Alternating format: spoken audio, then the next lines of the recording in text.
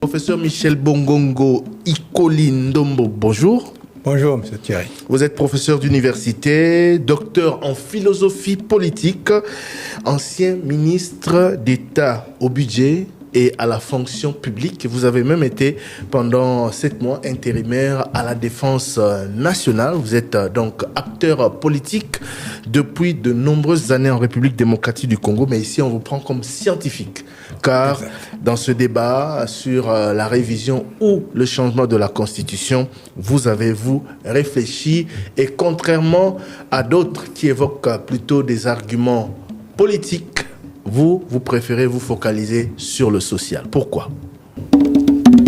La Constitution, M.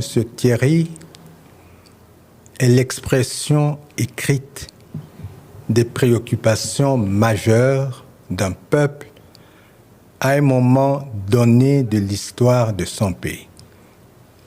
Or, dans la situation actuelle, les préoccupations majeures de la population, c'est l'amélioration des conditions de vie, c'est l'amélioration du social. Comment allons-nous améliorer le social si le salaire qui produit le social est en panne? C'est ainsi que j'ai pensé qu'à la faveur de l'initiative du chef de l'État qui demande au peuple congolais de réfléchir sur la réforme constitutionnelle, j'ai pensé qu'un des thèmes majeurs de cette réforme constitutionnelle, ce sont les salaires. Comment réfléchir sur les salaires et comment en faire une condition à inscrire dans la Constitution? Les salaires, il faut créer des mécanismes qui vont permettre que le salarié, le travailleur, ne soit pas à la merci des humeurs des employeurs, des humeurs des décideurs politiques. À cause de ces humeurs, c'est la raison pour laquelle aujourd'hui, nous avons à tout moment des revendications, des grèves, des frustrations, des violences sociales. Il faut donc avoir le temps, au-delà des passions, au-delà des émotions, réfléchir sur cette question centrale qui touche l'essentiel de la vie de la nation. On rappelle que la Constitution actuelle évoque déjà les principes de l'équité salariale, de l'indication salariale nationale, etc., mais pas dans les détails. Alors vous, de quels arguments disposez-vous pour évoquer, pour justifier l'impératif de ce débat? Les arguments sont d'ordre économique, social, politique et juridique. En ce qui concerne l'argument économique, garantir une croissance durable, inclusive, nous ne pouvons y arriver que si nous réduisons les inégalités sociales.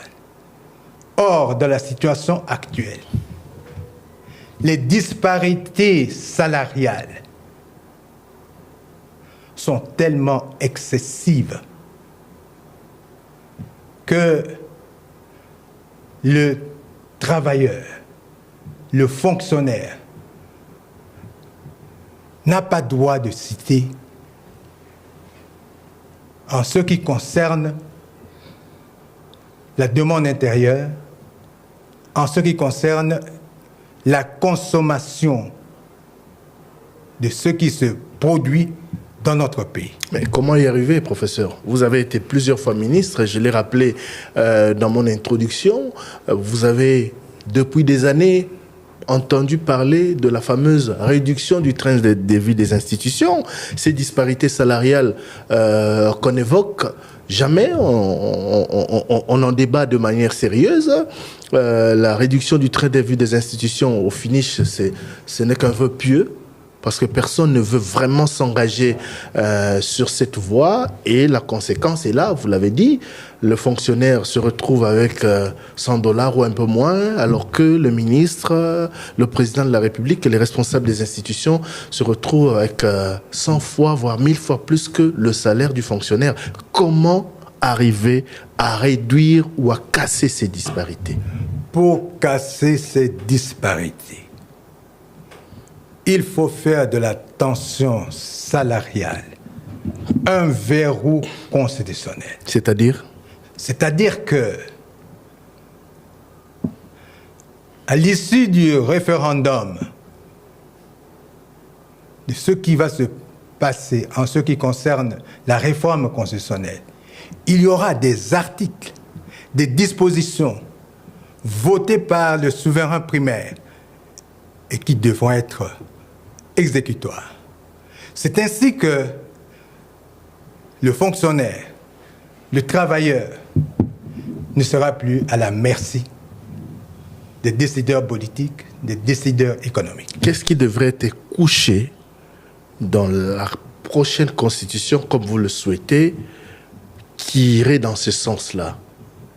Parce que la constitution ne doit pas fixer les salaires des uns et des autres. Qu'est-ce qui doit être couché pour que cela ait un impact sur la vie du fonctionnaire, la vie du citoyen lambda? Nous allons parler des principes de l'équité salariale. Que signifie ce principe de l'équité salariale? À travail égal, salaire égal. Compétence égale et rendement égal. Tous les travailleurs ont droit à une rémunération égale sans discrimination. Ce principe n'existe déjà pas dans l'actuelle Constitution? Ce principe n'est pas dit clairement dans la Constitution. La Constitution évoque de façon vague. Ici, nous n'allons plus passer à des vœux pieux, à des intentions. Nous allons mettre en place des mécanismes de valorisation du travail de fonctionnaires, du travail des travailleurs. Concrètement, je vous ai présenté comme ancien ministre, mais vous avez été également législateur. Et durant plusieurs années, récemment vous étiez sénateur de la République d'ailleurs, concrètement, qu'est-ce qui doit être couché sur la nouvelle loi suprême pour aller dans ce sens-là? Qu'est-ce qui doit être pris en compte? Qu'est-ce qui doit être écrit concrètement? Qu'est-ce qui va être écrit? 1. La revalorisation des salaires. Les mécanismes de revalorisation des salaires. Il faut que nous ayons de façon permanente une commission des représentants de l'État, des représentants des employeurs, des représentants des travailleurs, pour que ensemble ils puissent veiller à cette revalorisation. Nous allons proposer aussi que l'État mette en place un fonds national de garantie des salaires. C'est-à-dire que quand nous allons avoir des crises économiques, quand nous allons avoir des difficultés et que les employeurs ou même l'État a des difficultés, il faut un fonds qui puisse permettre à l'État de réduire ces difficultés en permettant aux travailleurs d'avoir des salaires décents. Et l'argent pour alimenter ce fonds viendrait d'où? L'argent qui va être alimenté par ce fonds, c'est par l'État, c'est par les employeurs, essentiellement. Et c'est possible. Alors, réduction des inégalités salariales, nous ne sommes que dans le point en rapport avec l'argument économique. Comment cela va se passer? Je parle à l'ancien ministre, en même temps à l'ancien sénateur. Il faut que ceux qui sont en haut puissent descendre d'un cran, ou que ceux qui sont en bas puissent rejoindre ceux qui sont en haut en termes de tension salariale. Il faut mettre en place un indice national, un indice salarial national. Cet indice va éviter que le rapport entre les salaires les plus élevés et les salaires les plus bas, que ce rapport n'excède pas 1 à 10. De manière à ce qu'on va réduire, limiter les écarts salariaux et les travailleurs, parce que nous sommes tous des travailleurs, mais il faut que tous les travailleurs se retrouvent. Vous estimez aujourd'hui que les politiques, les animateurs des institutions sont trop payés par rapport aux fonctionnaires? Bien sûr. Oui, bien sûr. Alors, par rapport aux arguments, vous avez dit réduction des inégalités salariales, ensuite amélioration de la production.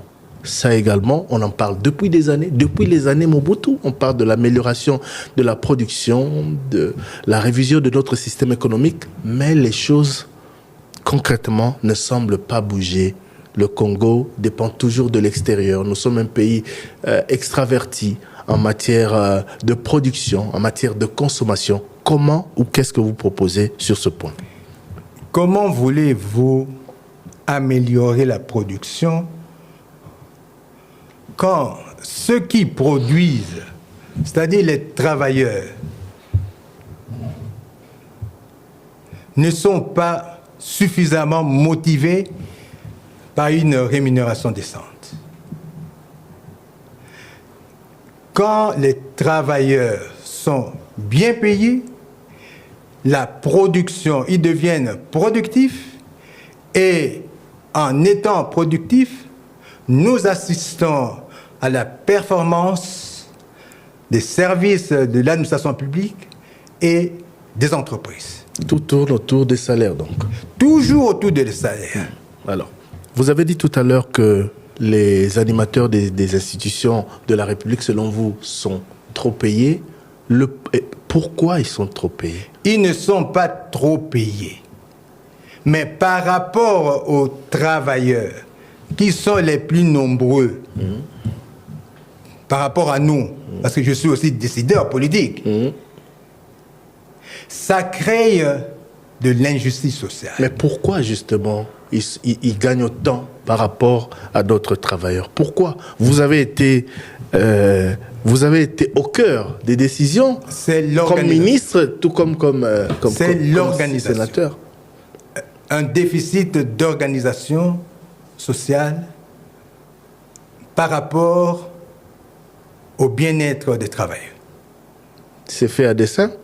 Les députés, les sénateurs qui votent le budget, c'est eux qui décident de qui va avoir quoi.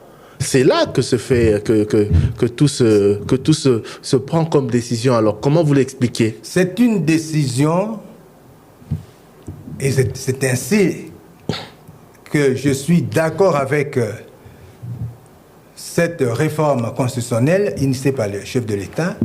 C'est une décision politique importante pour la vie de la nation.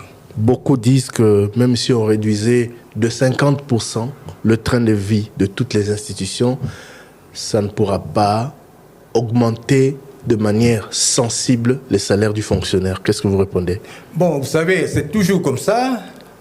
On croit toujours que ça ne sert plus à rien. Nous sommes perdus. Nous ne sommes pas perdus. C'est un problème de détermination et de volonté politique. Voilà donc le deuxième argument, enfin, toujours dans ce point consacré à l'argument économique, dans le document que vous avez produit, vous évoquez également l'atténuation des crises économiques. Là encore, ça renvoie toujours au salaire. L'atténuation des crises politiques. Il n'est que normal, M. Thierry, quand les travailleurs se sont pris en charge par l'organisation de l'État, quand les travailleurs considèrent que la situation économique difficile que nous avons, c'est une situation commune à tous, au regard de ce que eux peuvent avoir, il y aura une sorte de résilience des travailleurs face au choc économique. Argument social, renforcement de la cohésion sociale et lutte contre la pauvreté. Qu'est-ce qu'il faut faire sur ce point? Toujours garantir des salaires, des rémunérations équitables. Quand vous voyez aujourd'hui la situation des fonctionnaires, tous les fonctionnaires, du maternel à l'enseignant primaire, secondaire, professeur d'université, médecin, militaire, policier. Quel est le problème? C'est la répartition des ressources nationales. Et ces répartitions passent par les salaires. On ne demande pas qu'on puisse distribuer à la population de l'argent, mais que chaque travailleur qui donne le meilleur de lui-même, qu'il puisse organiser, améliorer les conditions de vie, ses conditions de vie, les conditions de sa famille. Est-ce qu'il faut toucher à la Constitution pour revoir cette situation? Il faut toucher à la Constitution parce que la Constitution est la loi fondamentale. Et tout le monde a peur de la Constitution. Oui, mais pour réviser les salaires des fonctionnaires, alors que les débats se font chaque année pour voter le budget à l'Assemblée nationale et au Sénat, je ne vois pas que vient faire la Constitution dedans. On ne va pas réviser les salaires à partir de la Constitution. La Constitution met en place le cadre, le mécanisme qui va permettre que les travailleurs, les fonctionnaires aient droit à la répartition des ressources nationales. Je l'ai dit tout à l'heure, c'est déjà prévu. Répartition équitable des ressources du pays, c'est prévu par l'actuelle Constitution. C'est prévu par l'actuelle Constitution, mais les mécanismes pour que cette répartition se fasse, la Constitution n'a pas prévu. Ça, ce ne sont pas des lois qui doivent prévoir ces mécanismes, des lois votées par des élus, par le législateur, justement. Quand vous avez aujourd'hui cet état d'esprit qui veut que les travailleurs, les fonctionnaires soient toujours oubliés, il vaut mieux que cette question soit au niveau de la Constitution, sous forme d'un verrou constitutionnel, de manière à ce que toutes les autres lois subsidiaires qui vont venir vont prendre exemple, vont prendre en charge tout ce que les dispositions constitutionnelles ont prévu. Je rappelle que notre invité, c'est le professeur Michel Bongogo Ikoli-Ndombo. Il est professeur en philosophie politique, ancien sénateur, ancien ministre du budget, de la fonction publique et de la défense. Nous parlons avec lui de la possibilité d'intégrer la tension salariale dans la prochaine constitution qu'il souhaite. On va y revenir. Alors, je vais survoler rapidement quelques-uns de vos arguments, toujours au plan social, promouvoir la justice sociale. On l'a dit, les limitations des écarts salariaux, et puis réguler la stabilité sociale. Alors, comme argument politique, vous évoquez la légitimité, la stabilité de l'État. Bien sûr, M. Thierry. La légitimité, la stabilité de l'État dépend des citoyens, dépend de la volonté des citoyens.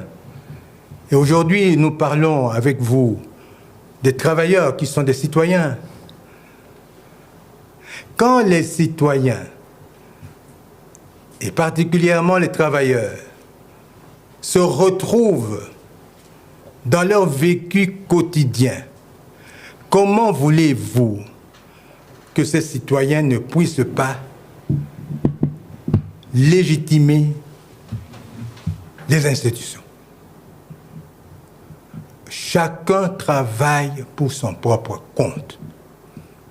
Et les institutions sont là, c'est pour que les citoyens puissent avoir un bien-être meilleur, pour que les travailleurs s'identifient dans tout ce qui se fait dans notre pays, dans nos institutions.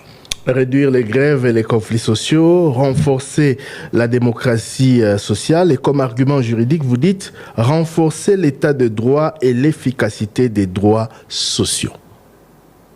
Comment? Oui. Comment?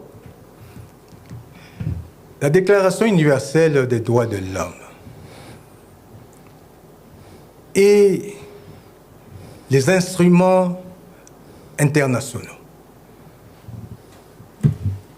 nous rappellent le droit à une rémunération équitable pour tous les travailleurs. Il n'est que normal que si nous entrons dans cette direction, ce sera une occasion pour notre pays de confirmer ses engagements au niveau international. Mais tout cela, professeur, tout cela, on en a déjà entendu parler, tout cela est prévu par notre législation, mettre la RDC en conformité avec les droits fondamentaux, on en parle déjà avec l'OHADA depuis plusieurs années, protéger les travailleurs congolais contre les abus, c'est prévu par la loi, procéder au verrouillage contre les manipulations, le caractère intangible de ces dispositions garantit qu'elles ne pourront être modifiées au gré des intérêts partisans ou des groupes de pression. Tout cela est prévu, professeur Bongogo. Tout cela est prévu, mais il n'est pas encore prévu dans la Constitution. Aussi longtemps que ce n'est pas encore prévu dans la Constitution, nous avons une certaine liberté de faire ce que nous voulons. Les lois qui les prévoient ne sont pas d'application aujourd'hui. vous pensez que si demain la Constitution les prévoit, ça sera appliqué alors que le système reste le même? Mais les travailleurs auront une arme, c'est la Constitution. Comme aujourd'hui, ils en ont, à travers certaines lois qui les protègent théoriquement, mais dans la pratique, on sait ce qui se passe. Les lois à ne pas confondre avec la loi fondamentale. Je suis d'accord avec vous, mais qu'est-ce qui nous garantit aujourd'hui que si tout ce que vous souhaitez, qui est déjà prévu par nos lois, est reversé dans la Constitution, ça sera plus respecté qu'aujourd'hui? C'est la volonté politique. Je pense que l'initiative que le chef de l'État a prise de réformer la Constitution, c'est l'expression d'une volonté politique. Et cette volonté politique doit être une volonté politique commune. Parce que la situation est désastreuse. La situation sociale de la population est désastreuse. Vous soutenez cette initiative? Bien sûr. Le président dernièrement a parlé de réforme constitutionnelle. Vous êtes plutôt favorable à la révision ou au changement de la Constitution? Je suis pour la réforme constitutionnelle. C'est-à-dire? La réforme constitutionnelle... Le terme réforme est ambigu dans les débats actuels. Que vous réformer parliez, peut vouloir réviser, peut vouloir dire réviser. Que vous parliez de changement. Que vous parliez de révision constitutionnelle. La révision constitutionnelle, ça... On pense plus à quelques changements de dispositions qui existent là. Et c'est ce qui est prévu par l'actuelle Constitution. OK. Mais maintenant, au niveau de la réforme constitutionnelle, donc c'est un changement. Donc vous êtes favorable au changement? Je suis d'accord pour le changement. Au regard de la situation sociale désastreuse de la population congolaise. Tout ce que vous évoquez ici, cet accent sur le social, sur la tension salariale, sur les inégalités salariales observées dans notre pays, tout ce que vous évoquez nécessite pour vous absolument un changement de constitution? Je pense. Pourquoi? Parce que c'est un nouvel esprit. C'est un nouvel esprit qui va nous amener à changer nos mentalités, à changer la manière de diriger notre pays. Alors, je rappelle que nous avons affaire à un scientifique. Donc, on débat sans tenir compte des couleurs politiques, même si la vôtre, on la connaît. Alors, dites-nous, pour avoir été ancien ministre et ancien législateur, qu'est-ce qui bloque? Parce que ceux qui ne sont pas favorables à cette initiative du président de la République lui prêtent des intentions de vouloir se pérenniser au pouvoir et disent aussi, entre autres, que ce n'est pas le changement, ce n'est pas la constitution actuelle qui lui empêche d'améliorer le social du Congolais. Alors, pour avoir été aux affaires au niveau de l'exécutif et au niveau du législatif, jusqu'à récemment, qu'est-ce qui empêche à l'acteur politique congolais de revoir le social du Congolais et de prendre en compte tous ces éléments que vous évoquez? C'est la volonté politique. Qui n'existait pas hier et qui viendra demain à la faveur d'un changement de constitution. Mais pourquoi il n'existait pas, justement? Pardon? Cette volonté politique, ce vœu de revoir le social, de l'améliorer, de revoir les salaires des fonctionnaires, etc., on en parle depuis des années. Vous avez été à la fonction publique, vous avez été au budget. Qu'est-ce qui empêchait hier qu'on y arrive et qui va permettre aujourd'hui qu'on améliore la situation? C'est notre égoïsme suranné en tant que décideurs politiques. Nous pensons plus à nous-mêmes qu'au reste de la population. C'est ainsi qu'il nous faut une loi qui s'impose à nous tous et que nous puissions transformer notre mentalité politique. Tant qu'il y aura la même classe politique C'est possible. Qui ne respecte pas ou ne fait pas respecter les lois qui existent et qui prennent en compte toutes vos préoccupations, vous pensez que les choses vont changer simplement parce que la Constitution aura changé? Mais cette classe politique, elle n'est pas éternelle, M. Thierry. Pour l'heure, c'est celle dont nous disposons. Oui, d'accord, mais elle n'est pas éternelle. Et la loi fondamentale, elle est très souvent pérenne. Donc ça prend du temps. Nous avons besoin de cette loi fondamentale parce qu'elle va nous permettre de transformer notre mentalité politique.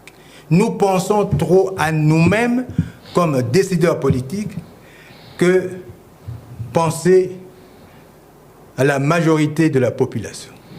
Professeur Bongoro, vous avez été pendant 2 ans ministre d'État au budget, 2014-2016, et pendant 5 ans ministre d'État à la fonction publique. Qu'est-ce qui empêche aux décideurs, à l'État, au gouvernement, de réviser le salaire du fonctionnaire congolais, le réviser sensiblement pour lui permettre de mener une vie digne d'un fonctionnaire de l'État? C'est l'égoïsme, M. Thierry, je vous en parle en connaissance de cause. J'ai été au gouvernement. C'est l'égoïsme suranné des décideurs politiques que nous sommes. C'est ça le problème. Et je suis d'accord avec le président de la République quand il demande que nous puissions réviser, réformer tout ce que vous voulez. Vous pouvez utiliser tous les mots que vous voulez, mais il faut que un nouvel esprit puisse transcender nos comportements habituels. Le président de la République est là depuis 6 ans maintenant. Il va entamer sa 7e année dans quelques jours. Le président de la République a trouvé un système qui se pérennise malheureusement, qui, vous pensez, va changer avec une nouvelle constitution. L'état d'esprit ne sera plus le même alors que les animateurs sont les mêmes. Le président de la République, quand il a pris le pouvoir, il a été investi. Qu'est-ce qu'il avait dit? Il va déboulonner le système. Déboulonner ce système politique, social, ce n'est pas une mince affaire. C'est un travail de longue haleine. Et je suis avec lui parce qu'il faut que nous puissions déboulonner ce système pour que la majorité de la population congolaise se retrouve. Ce système que vous avez contribué à construire? Nous avons contribué à le construire et j'ai contribué aussi sans fausse modestie à le détruire. Pourquoi on n'en parle que maintenant? Pourquoi vous, du haut de vos 74 ans, du haut de votre expérience de ministre, de législateur, de professeur d'université, donc de scientifique, vous n'en parlez que maintenant? Je ne parle pas que maintenant, ici à Top Congo, mais j'en parle depuis 1981. Je parle de vous, pas de vos gens. Je parle de moi. J'en parle depuis 1981. Partout où j'étais, ce n'est pas pour me jeter des fleurs, je n'ai fait que m'occuper du social. Et ce n'est pas une mince affaire, je vous assure. Je parle de l'opportunisme du scientifique congolais.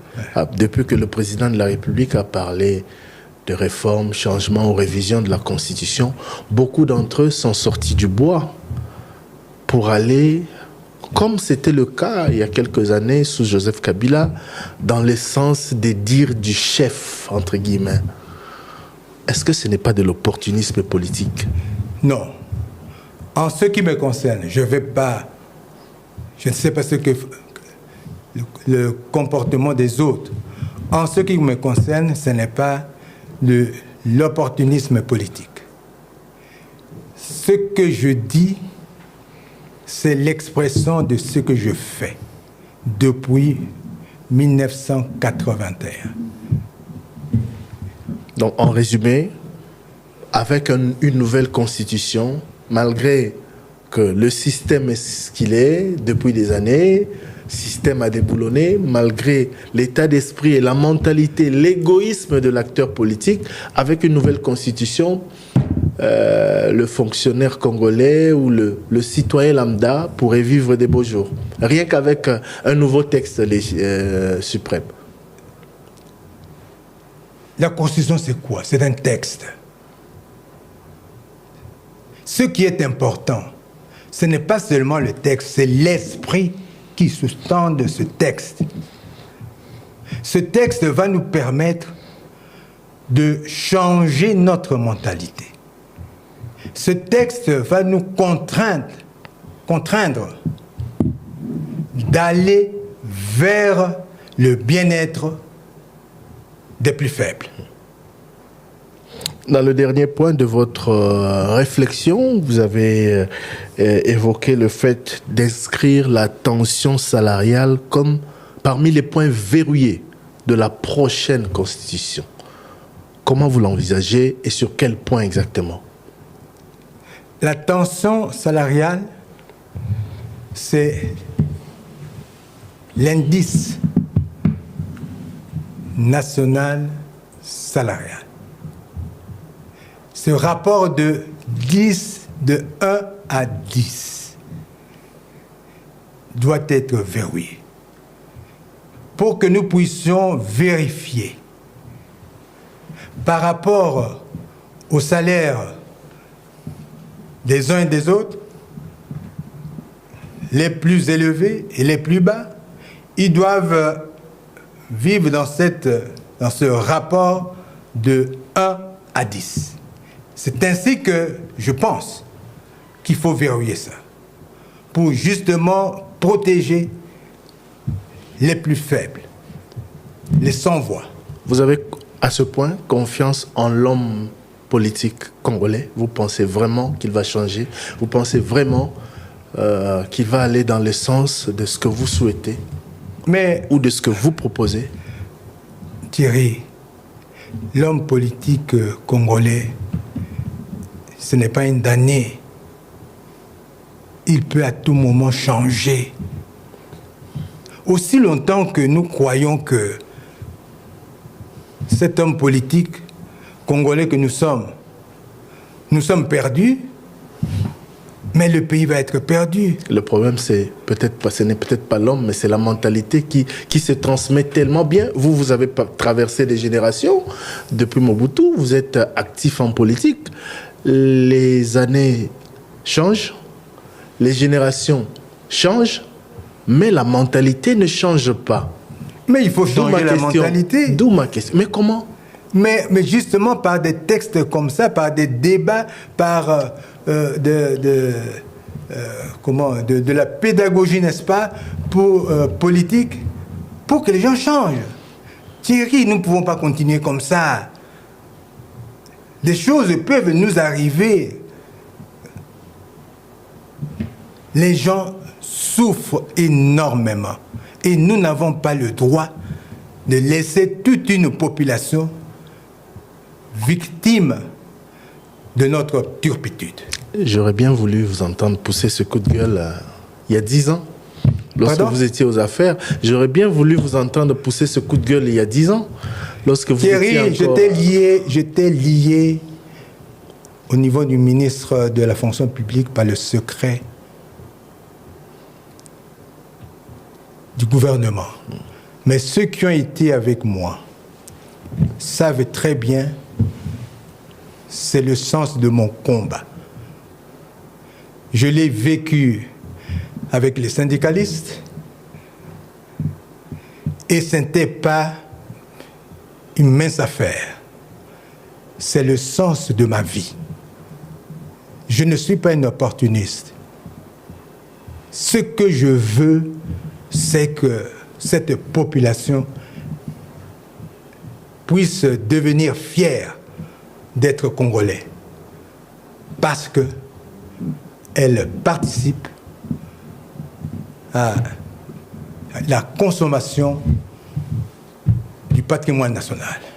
Que devient Michel Bongongo aujourd'hui, qui se dit qui dit qu'il n'est pas opportuniste, mais on a vu qu'il est passé, comme beaucoup d'autres acteurs politiques, du FCC à l'Union sacrée de la nation. Si ce n'est pas de l'opportunisme, je ne sais pas comment le qualifier. Non. Du FCC à l'Union sacrée. Du FCC ou de Joseph Kabila à l'Union sacrée de la nation. Si j'ai quitté le FCC parce que j'avais demandé qu'on puisse restructurer le FCC et j'ai participé à cette restructuration, et quand je me suis rendu compte que on ne veut pas la restructuration, j'ai dit OK. C'est pour ça que j'ai quitté le FCC. Aujourd'hui, l'Union sacrée n'est pas sur les traces du FCC.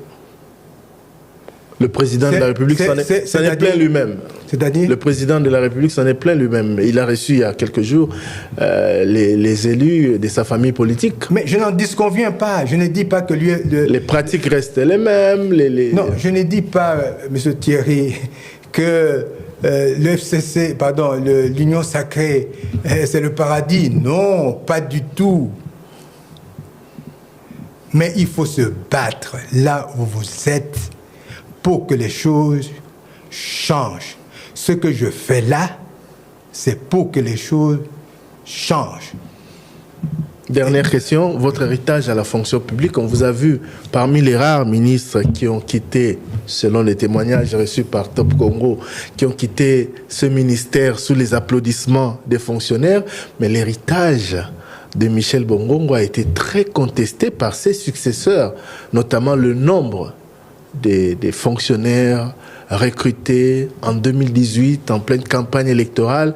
Aujourd'hui, cet héritage a du mal à être géré par vos successeurs, notamment le tout dernier, qui en a parlé plusieurs fois. Ce n'est pas moi qui ai fait ça.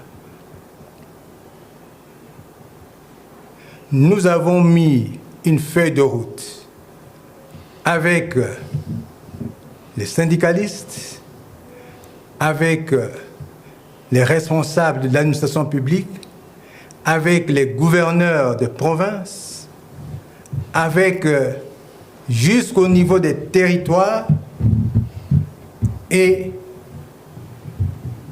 nous nous sommes dit que les propositions émanant des gouverneurs, des ministères, doivent nous permettre, dans un premier temps, de recadrer la situation. Heureusement ou malheureusement, je suis parti, mais il y avait une feuille de route, et cette feuille de route est toujours là, et tous ceux qui m'ont suivi, ceux qui sont venus après moi, ils suivent cette feuille de route que nous avons fait ensemble en termes de cogestion. Je n'ai pris aucune décision quand j'étais à la fonction publique sans l'accord des travailleurs, des syndicalistes, les différents directeurs de l'administration publique. Mais Michel Bongongo, c'est quand même plus de 200 000 fonctionnaires mécanisés qu'on a du mal à payer aujourd'hui, qu'on a du mal à inscrire sur les listings de paye 6 ans après. Nous n'avions pas 200 000 fonctionnaires. Mais je ne veux pas commencer à faire un procès. Tout ce que nous avons fait, bien sûr, c'est moi qui ai apposé la signature, mais tout ce que nous l'avons fait avec les ministres sectoriels, avec les gouverneurs, avec les différentes représentations syndicales. Donc vous ne le regrettez pas et vous en êtes fier? Je ne regrette pas, dans ce sens que si on avait suivi le travail, l'esprit que nous avions mis ensemble dans cette feuille de route, on sera quelque part. Que devenez-vous? On vous entend de moins en moins, professeur Bongongo. Pour quelle raison? Depuis la retraite de Léon Kengo Adondo, le président de votre parti politique, vous avez été plutôt effacé de la vie politique et puis on vous a revu pendant la campagne électorale. Mais ce n'est plus la même personnalité politique qu'on a connue sous Mobutu, au MLC, avec Kengo Adondo. Il y a un temps pour tout. Il y a un temps pour parler, un temps pour réfléchir, un temps pour demeurer silencieux. C'est ce que j'applique. Il y a des moments où je pense qu'il faut parler, je parle. Il y a des moments où je considère que ce n'est pas nécessaire que je puisse parler, je ne parle pas. Intégrer la tension salariale dans la Constitution et en faire un verrou constitutionnel, cela est donc possible, selon le professeur Michel Bongongo, qui a sorti une réflexion sur la question. Vous y croyez? Vous allez transmettre cette proposition à la prochaine commission qui sera mise en place? Bien sûr. Je suis habitué à me battre et je vais me battre pour les pauvres, les faibles. C'est ça ma mission.